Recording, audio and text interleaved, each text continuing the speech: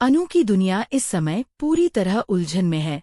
उसने अपनी मेहनत और प्यार से आर्या की माँ के लिए एक खास साड़ी पेंट की थी, जो उसके दिल का टुकड़ा बन चुकी थी। यह साड़ी केवल एक कपड़ा नहीं थी, बल्कि अनु की भावना, उसकी मेहनत और उसकी सच्ची कोशिश का प्रतीक थी।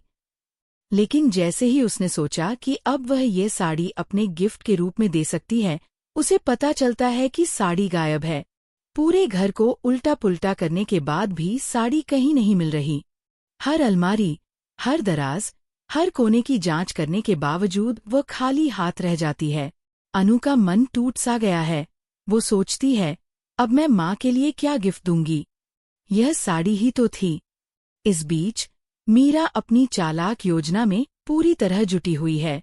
उसने देखा कि अनु अपनी मेहनत और प्यार से साड़ी पेंट कर रही है, और यह देखकर उसने तय कर लिया कि अब उसे ये मौका खत्म करना होगा। मीरा रघु को भेजती है और वही साड़ी चोरी करवा देती है। रघु साड़ी लेकर जाता है और मीरा की जीत का जश्न मनाती है। अनु जब साड़ी के गायब होने को देखकर परेशान होती है, तो उसकी आंखों में आंसू आ जाते हैं। वह सोचती है कि उसकी सारी मेहनत और तैयारी बर्बाद हो गई। लेकिन कहानी यहीं खत्म नहीं होती। अनु ने पहले ही आर्या की माँ से फोन पर बात कर उनकी पसंद नापसंद जान ली थी। उनकी आवाज सुनकर अनु को महसूस होता है कि मानो राजनंदिनी खुद उनसे बात कर रही हों। वह हर शब्द, हर हंसी, हर भाव को ध्यान से सुनती है ताकि बर्थडे पार्टी पूरी तरह उनकी पसंद के अनुसार हो। सिमल हर पल अनु का साथ देती है। जब स्वेटर की गलतफहमी हो जाती है तो उसे संभालती है।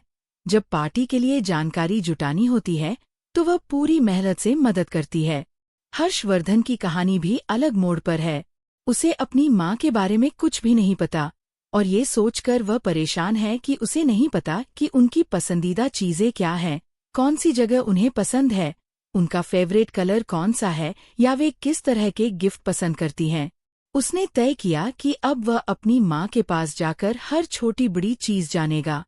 इस बीच झंडे इन सब बातों को सुनकर मीरा को बता देते हैं कि अनु उनकी माँ के पसंद नापसंद के अनुसार पूरी बर्थडे पार्टी तैयार कर रही है और पेंटिंग वाली साड़ी बनाने वाली है। ये सुनकर मीरा की चालाकी और बढ़ जाती है। अब कहानी और भी रोमांचक मोड़ लेती है। अनु जैसे ही साड़ी को सूखने के लिए टांगती है, मीरा अपने प्लान को पूरा करने के लिए रघु को भेज देती है। रघु साड़ी चुराकर चला जाता है और अनु इसे देखकर पूरी तरह टूट जाती है। उसका दिल दर्द से भर जाता है। उसकी मेहनत बर्बाद हो गई। मीरा अपनी जीत पर खुश होती है, लेकिन अनु की कोशिशें अभी खत्म नहीं हुई हैं। अनु अब यह तय करती है कि वह हार नहीं मानेगी। वह दूसरी साड़ी पेंट करेगी और इस बार और भी खास तरीके से तैयार करेगी ताकि आर्या की माँ खुश हो जाए। अनु की मेहनत, प्यार और लगन अब उसकी सबसे बड़ी ताकत बन जाती है।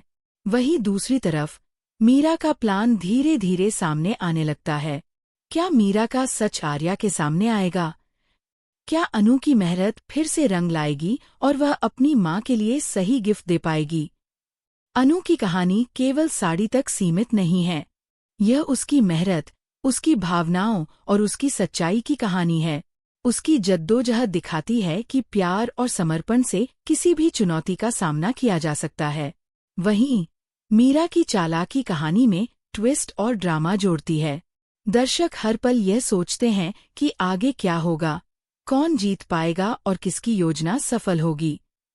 सिमन, हर्षवर्धन, झंडे और अन्य किरदार इस कहानी में भावनाओं और रहस्यों का मिश्रण बनाते हैं।